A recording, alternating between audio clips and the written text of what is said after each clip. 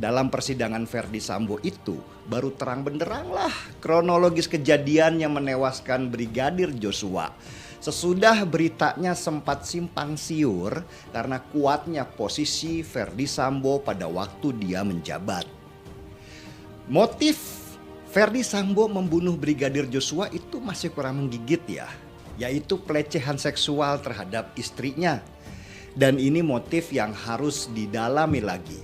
Apakah benar sesederhana itu? Atau ada latar belakang yang lebih besar seperti melindungi perjudian online seperti yang banyak diisukan oleh orang. Tetapi dari persidangan itu saya akhirnya menemukan titik temu dengan teori saya dulu bahwa Verdi Sambo memang melakukan prank dengan menyamarkan bukti yang ada. Verdi Sambo dalam fakta persidangan memang dituduh sudah memerintahkan anak buahnya untuk menembak Brigadir Joshua dalam jarak dekat. Sesudah Brigadir Joshua rubuh ditembak, dia masih terlihat bergerak dalam kondisi hidup. Verdi Sambo langsung menghampiri dan menembak belakang kepala Brigadir Joshua yang menyebabkan kematiannya. Belum cukup sampai di situ, Verdi Sambo lalu menembak dinding di sekitar seolah sudah terjadi tembak menembak. Dan pistol yang dipakai untuk menembak dinding itu lalu ditempelkan ke tangan Brigadir Joshua seolah-olah Brigadir Joshua memegang pistol dan menembak rekan-rekannya. Yang tambah menarik lagi buat saya, dengan kekuasaan jabatannya yang tinggi itu, Verdi Sambo memerintahkan anak buahnya yang lain untuk mengambil CCTV dari sekitar rumah dan diperintahkan untuk dihancurkan supaya tidak ada barang bukti. Karena anak buahnya takut, maka mereka melaksanakan apa yang diperintahkan oleh Verdi Sambo. Meski sesudah melihat hasil CCTV itu, mereka kaget. Ternyata apa yang diceritakan Verdi Sambo ke mereka berbeda banget dengan apa yang diperlihatkan di CCTV.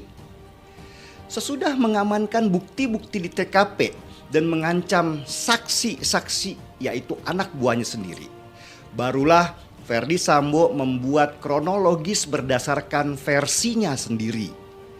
Kronologis versi Verdi Sambo ini disebar di lingkungan kepolisian. Dan karena Verdi Sambo berpangkat jenderal dan memegang jabatan strategis yaitu polisinya para polisi, maka banyak polisi yang percaya kronologis yang dia sebarkan.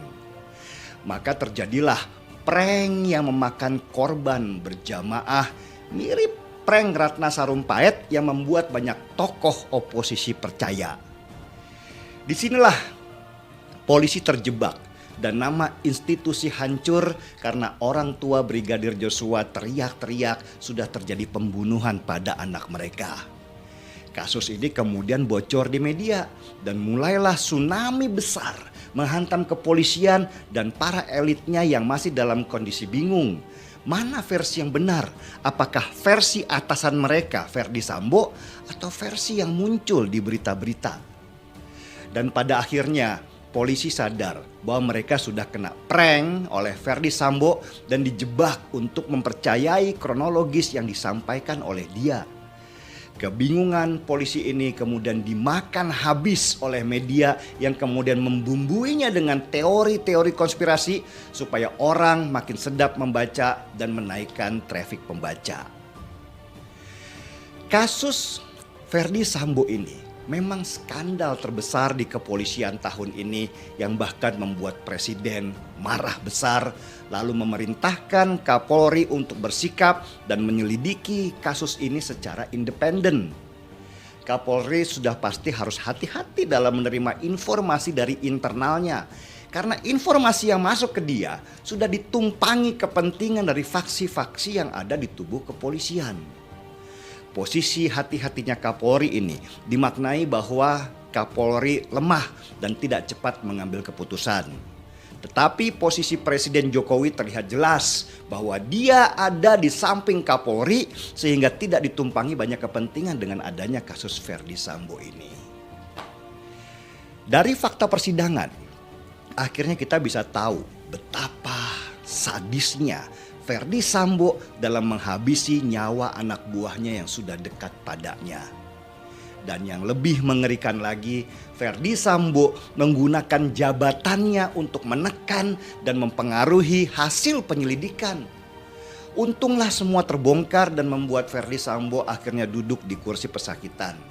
Dan kita semua harus mengucapkan terima kasih kepada semua pihak yang sudah membongkar kasus ini, mulai pengacara, wartawan, dan juga para polisi baik di dalam yang menyediakan data ke publik tanpa terlihat supaya masyarakat bisa terbuka matanya, dan gerakan gelombang besar membuat akhirnya institusi tidak ragu untuk menangkap Verdi Sambo dan anak-anak buahnya yang terlibat.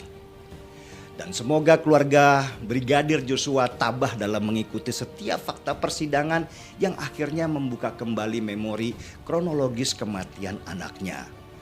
Mari kita support supaya semua hal yang dulu tersembunyi bisa terbuka lebar dan Verdi Sambo juga anak buahnya yang terlibat bisa dihukum dengan setimpal.